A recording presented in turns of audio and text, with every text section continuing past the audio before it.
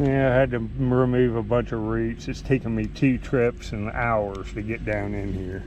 But I saw that. There's a lancet. I have a chance. Well, there's a broken bottleneck, table rock point. That's for sure what it is. Too bad on that. I'll show you. See it? Well, this is super polished base. That's a bottleneck table rock point. It's just too bad. Don't find many of these, and usually all of them are broke. Well, that was in the last screen. That sucks, don't it? That's like Flint Ridge, maybe, or some kind of agate, and I'd say it's a base of an Amos. My goodness, that would have been a smoker. Well, just, oh, that might even be Carter Cave. See the orange tint to it? That's just sick. Might be a little Kirk or an Amos. It would have been a month maker made out of that. Man, had to be broke, huh? You can see the transition. I'm right in a fire pit, and that's ancient sand. It's in situ. This is the first place I've got on in like 48 hours that I feel confident I'm gonna find something. See, there's pieces of cracked up rock coming out. I'm right in it. Hey, there's nothing else but fired rock and flakes and artifacts. That's why there's no gravel. It's all Indian material in an in situ sand layer, thousands of years old. And right there's a lancet. You can see on the right side it's been used. There's use on the left side too. That's kind of a nice one. Well, folks, I have done it. You see, I'm way back reaching with the rake, and I saw a point come right out of the wall. Right there. What is that? Oh, right. What is, oh, this looks awesome. I've done it. It's been slow. This fire pit paid off. It's going, but you see how far I'm back in there. The fire pit's back there. I got to take all this off, but that's going to be worth it. I'll get back at the water. It looks beautiful. Now, this is like at least a 2-day maker. I think it's the highest quality Brush Creek chert. Look at it.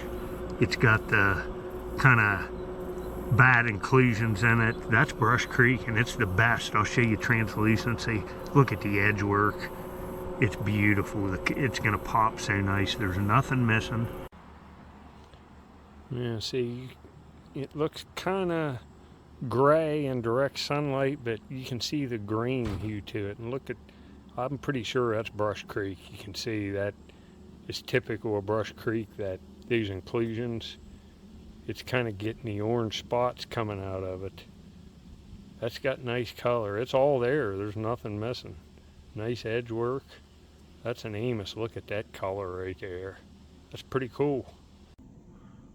Well, this is that chert, and I think it's Brush Creek, like the highest quality. See, it looks gray when you look at it just under normal light, but when you hold it up, the translucency of it has a green tint, like olive. It's kind of like jasper, but I'm pretty sure it's Brush Creek. I've found pieces of the chert that have the tan, and then it goes into this green stuff. This is different than jasper. You can see it. That's beautiful, huh? All right. This point, this point, this point. I just found this one. All 4 of those plus the one today, and there's more, all came out. I just found this one. Look at that. And look at some of these in here. These 2 in the middle. Now this one. That'll be number 5. All from right around that fire pit. They're gonna look nice all framed together. I just popped this out of there. Look, it's like that green bluestone that come right out of the Indian layer, out of a sand layer, and it was definitely carried in. You could make a celt out of that easily. Chip it. I'd take percussion a little off there, clean it up a little bit, start grinding it. That's what they were gonna do.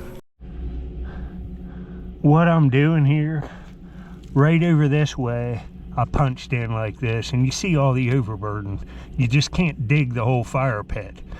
Over on the other end of this fire pit, I was finding caches of real nice points. Now I'm coming in from the other side, and gonna wipe it all out. So there will be nothing left in the pit of rock and material. So that's another point right there, that Crooksville one, that goes with those ones around this fire pit. So that's like number 5, I think. Yeah, 5 I've shown so far, and see if there's more. Why, yes, I am heading into the deep dark forest. Man, these are steep hills. Well, you saw the Arrowhead hunting run. You saw it. I dug every day from July 1st till yesterday. And I found a table rock point yesterday. It's just okay, like a $12 one. You know, little thing, 10 to 12 bucks, with a little damage. But you see, I'm into the trash. I found a Japanese soldier right in here, look, 8-track cassette. Can't tell what it was. There's trash everywhere. Look at this.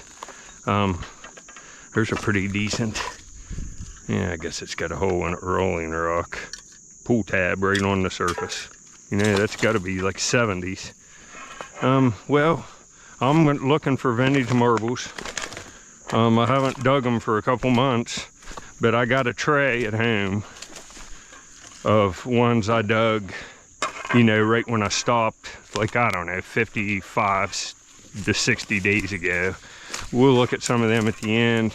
I ordered some frames, do a frame of marbles. I'm gonna get down in here and dig someplace, and I'll get back in the hole. Well, I'm going down in right here. This looks pretty nice. That's an odd shape. Blue bottle.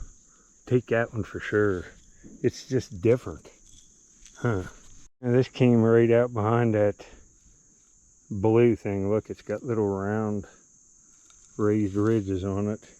And it says M-O-L-L-E on the bottom. What's that? MTC or TCM, I guess. That's kind of nice. Well, my first marble in a while. Maybe a blue cat eye, I don't know. We'll see here.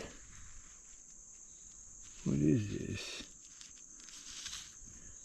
Blue cat eye, and it's got some melt to it. It's ruined. Say, ruined. Well, I love this kind of stuff. There's a figure and a centipede. What's this? Oh boy. I think this is all there. And I've never seen this. This is probably old Mark's. It's a GI. Look, his gun's there. Wow, it's rubber. See, here's this little guy. Not found that one, I don't think. He's all there. Just kind of an average thing. Probably Mark's from the 60s.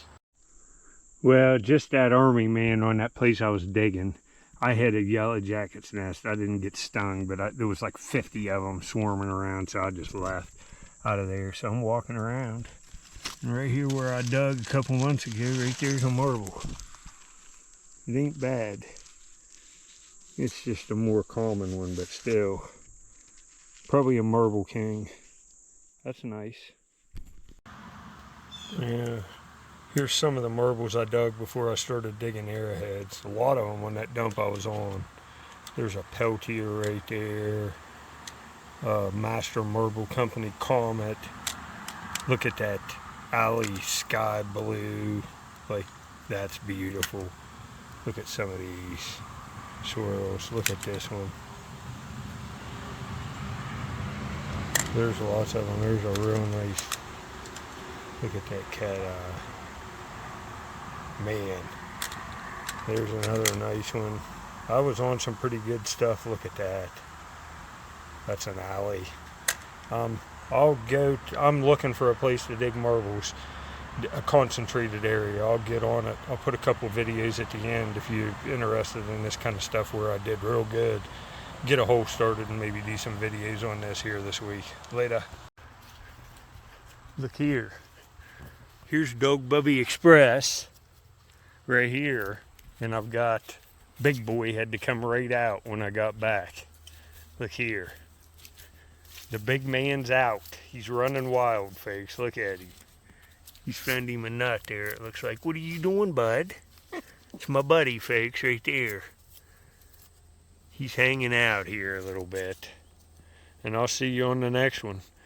Where I found that GI figure, if them yellow jackets wouldn't have shown up, I would have dug some pretty nice swirl marbles. I figure we'll let the yellow jackets die down, and I'll go back this week and try to dig some more for that case, and we'll put them in a frame, get them all framed up. And look here, wild boy's climbing all over everything. What a good boy, folks. That's my pet squirrel, Squirrel Man.